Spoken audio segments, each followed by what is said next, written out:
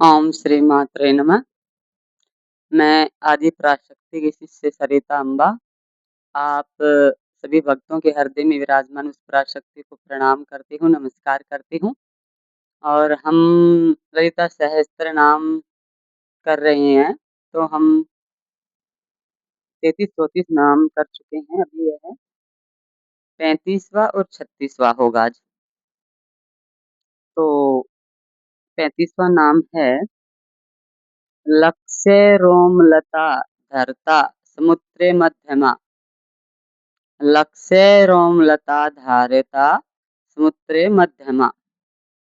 इसका अर्थ है, हरे रूप दिखाया गया है देवी का, कि देवी की अत्यंत सूक्ष्म और क्षीण कमर मध्यमा उपस्थित होने में उसकी नाभि से ऊपर उठी हुई महीन रोमावली, मतलब उनकी कमर का जिक्र है कि कमर कितनी पतली है। ये तो भारी जिक्र हो गया कमर का।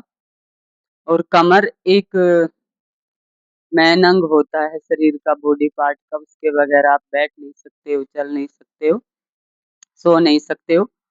तो उसको ये तो बार-बार से दर्शा रहे हैं कमर, तो देवी की कमर को बता रहे हैं माँ के रूप में कि मेरी माँ कितनी सुंदर है।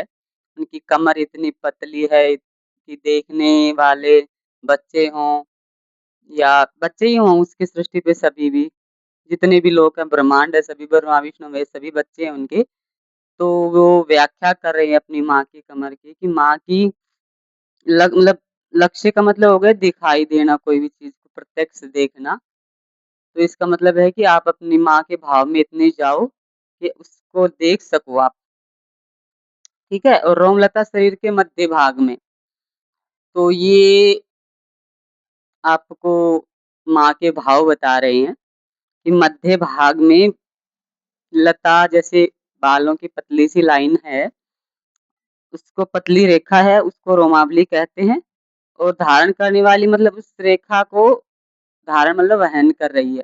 अपने बच्चों के लिए स्तन है, स्तनों से बच्चों की प्यास भूख मिटा रही है। फिर उनकी कमर इतनी पतली है और इससे उनकी सौंदर्यता मतलब सौंदर्य कितनी है वो, और कितनी गुणवान है, ये दिखाया जा रहा है। और इसमें तो ज़्यादा कुछ गहरा है नहीं, बस सुंदरता को दिखा रहे हैं, ठीक है? 36वां अर्थ है स्तनभार दलत मध्य पट्टम बवलित्रिया। स्तनभार मतलब आपको बताया था कि माँ अपने सतनों से बच्चों को दूध पिला रही है, तो सृष्टि पे सभी बच्चे हैं, ब्रह्मा विष्णु महेश जितने भी ब्रह्मांड है, सभी बच्चे उनकी भूख मिटा रही है, उनकी सुधा मिटा रही है। तो वो स्तनभार बता रहे हैं कि माँ के स्तनभार इतने हैं, भारी हैं, कि जितने भी लोग हैं, ब्रह्मांड है, सभी उससे एनर्जी ले रहे हैं, खा रहे हैं।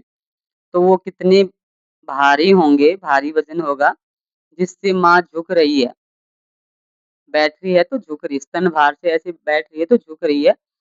और उनके पेट में इस भार की वज़ह से 3 लाइनें बन रही हैं पेट के ऊपर।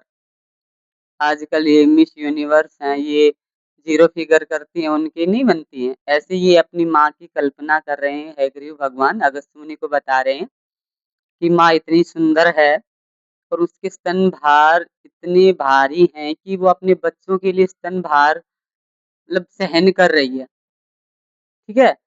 तो स्तनभार इतने भारी हैं, झुके हुए हैं, इतने कोमल हैं, देखने वाले बच्चों की सुधा मिट जाती है। और स्तन झुकने की वजह से, कमर नीचे झुकने की वजह से पेट पे 3 लाइन आ रही है। ये सुंदरता का और तीनों अवस्थाओं का प्रतीक बता रही है।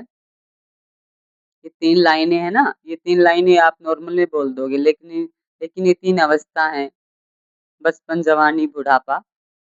और 3 ही इ जैसे युग बताए गए हैं, चौथा युग तो बाद में आया था।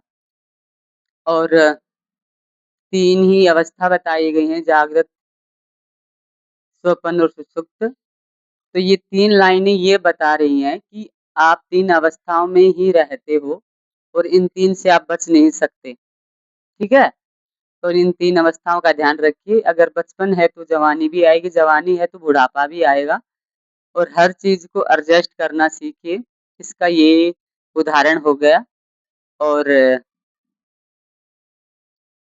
इसमें अंदरूनी तो यही है और नॉर्मल तो आप पढ़ रहे हो, दिखा रहे हैं स्तनभार है, तो आप इसी तरह से माँ की व्याख्या सुनते रहिए, उनकी कृपा बनी रहेगी और आगे-आगे जैसे भी नाम बढ़ते जाएँगे उनके बारे में, जैसे भी मेरी माँ ने बताया वैसे बताऊँगी और खुश रहिए, मुस्कुराते रहिए, स्वस्थ रहिए, मस्त रहिए।